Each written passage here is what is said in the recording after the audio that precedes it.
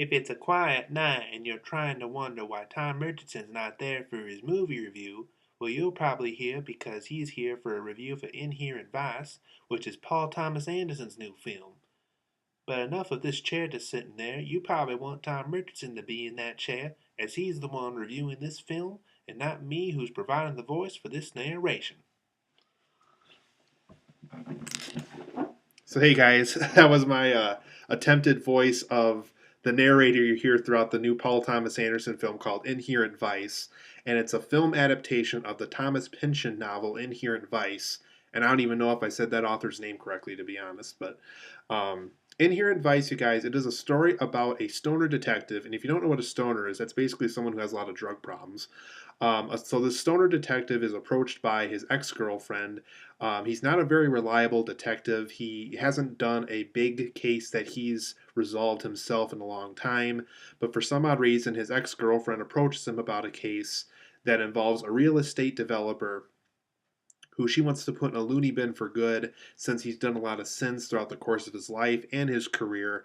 And she wants Doc Sportello, who is played by Joaquin Phoenix, who's this detective, to basically track down this guy and, basically find a way to get him into a loony bin somehow because he really doesn't need to be out in society doing the things that he's doing because he's just not a good person and he's kind of ruining people's lives about all this.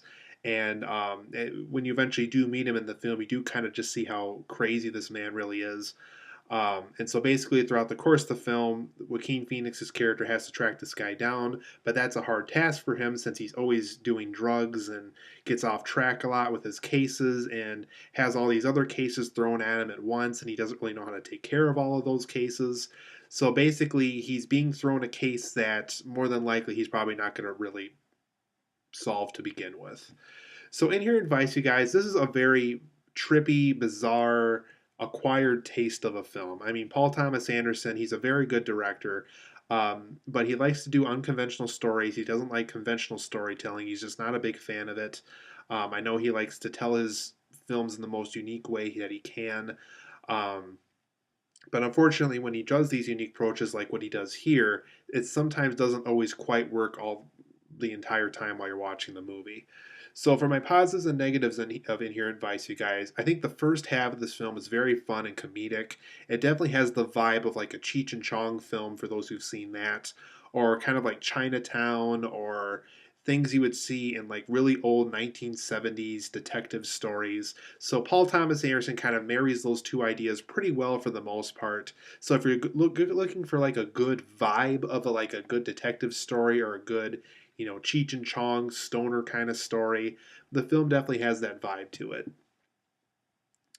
This film has a great cast with great performances. That's something that Paul Thomas Anderson really has been good with. He knows how to assemble a good cast. He knows how to get good performances out of his cast.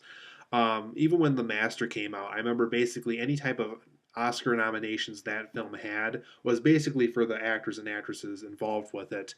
And unfortunately, the Film Academy really didn't care for that film too much, but they loved the cast involved and they loved their performances. And that definitely seems to be the case here in Inherent Vice, where the cast involved was very good, but unfortunately, the material can't quite live up to those great performances. This is also a great looking film. I think Paul Thomas Anderson really established what the 1970s look like here. I think it takes place in 1970 in California, I think. It just really looks really good. There's a lot of like neon light night scenes in this that really look good. And same with, whenever he goes to like a prostitution place or, goes to clubs or interviews people to track down this real estate developer. Just all these sceneries really look good. So whoever he had to kind of build these sets for him, it really does look quite good on film for this movie.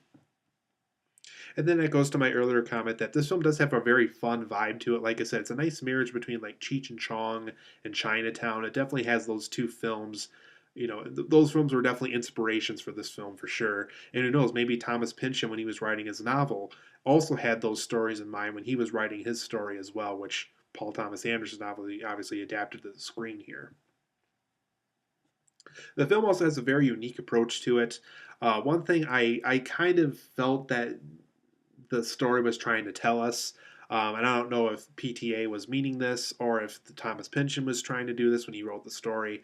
But I definitely got the sense that because it is such a unique approach to a story, that we're kind of seeing this in a sense where, like, if this character, was on drugs before going to these certain places, like if he goes to like, let's just say hypothetically he goes to a place where like somebody has a very attractive housemaid working for him.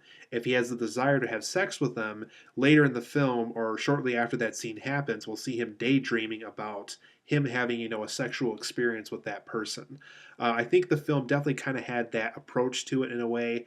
And also, you could definitely, it was kind of interesting to see this ex girlfriend kind of being the voice in his head the whole time.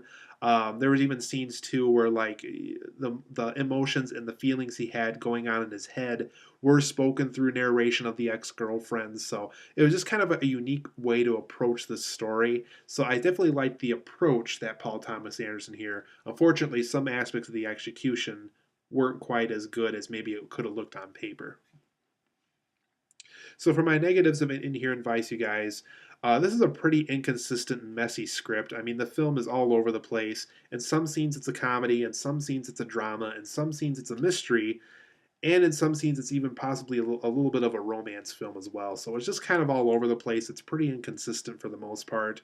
Even the mystery of the whole, real estate developer guy, even that story kind of gets, or that plot kind of gets dropped off after a while. It just kind of doesn't really go anywhere after a while. There's even a point in the film where there's the scene that happens, won't spoil it obviously, but as you're watching, it's like, wait, so basically this whole plot was a whole waste of time to begin with. So it just kind of was a giant middle finger to the audience in a way, and who knows, maybe with a better script that closure could have been better. And then that goes to my next point with Inherent Vice. There really is not enough closure to this film. There's a lot of new characters that get introduced throughout the course of the film, and none of them really have any a clear closure or clear wrap up by the time the film is over with. And this film is 2.5 hours long, so Paul Thomas Anderson clearly had a lot of time to cover what he needed to cover in this movie. Problem is, he just didn't know how to close up his ideas very well. My other negative of Inherent Vice is there's just too many disposable characters. Characters that really don't contribute to the plot at all. Characters that just don't need to be there. I feel like there was just times in the film where Paul Thomas Anderson just so happened to have a really good celebrity involved with the movie, and he threw him in a random scene that just so happened to be funny, and just because he was able to get them into the set on the day that he needed them to, it kind of had that feeling to me when we had all these disposable characters that really had nothing to do with the plot at all. It was just kind of disappointing to see that. Some scenes also go on for too long. There's just some scenes here that, once again, just don't contribute to the plot, and some scenes that go on way too long, and they have dialogue or things going on in the scene that don't need as much time as apparently Paul Thomas Anderson thought that they needed to have time for. So, just some scenes here that went on for too long that didn't need to happen. And then the second half of this film I thought got way too serious. This film was very goofy, and like I said, it definitely has that Cheech and Chong vibe. And when you have that vibe, you don't need to take things too seriously. I mean, this guy, even this character that Joaquin Phoenix plays, doesn't take himself as a detective too seriously. So I think when the film tries to do something serious towards the second half of the film kind of loses its fun vibe that it had in the first half. And I think that's ultimately what kind of turned me off a little bit about the film, is that it was really fun in the first half, but it completely ditches that fun factor by the time the film takes a more serious route and has to wrap everything up and therefore kind of lose all the comedic stuff. So Inherent Vice, you guys, I'm going to give it a 7.5 out of 10. I think it's an okay film. Like I said, it's a great looking production. There are some pretty funny moments. It does have the right vibe and the right approach, but the script is pretty messy. There's just not enough closure. Really, there's just a lot of disposable characters that this film just didn't need. There's just a lot of scenes that go on a little bit longer than they should have. And the second half just gets way too serious. And that's really too bad because, like I said, in the first half of this film, we got a pretty fun movie here. But unfortunately, that gets dropped off by the second half of the film. So 7.5 out of 10 for me. This really isn't Paul Thomas Anderson's better film. If you want a good Paul Thomas Anderson film, if you want to kind of get into what he's doing as an unconventional storyteller, I would definitely say Boogie Nights and The Master is the better way to go. But unfortunately, Inherent Vice just doesn't quite join the league of some of his other films. So if you love Paul Thomas Anderson, this might make an okay Redbox rental. If you don't know anything about Paul Thomas Anderson, and if you want to get introduced to his work in a unique way and in a film that promises you, just how good of a filmmaker he is, Inherent Vice is not the best one to check out. But like I said, if you love Paul Thomas Anderson, this might make an okay Redbox rental.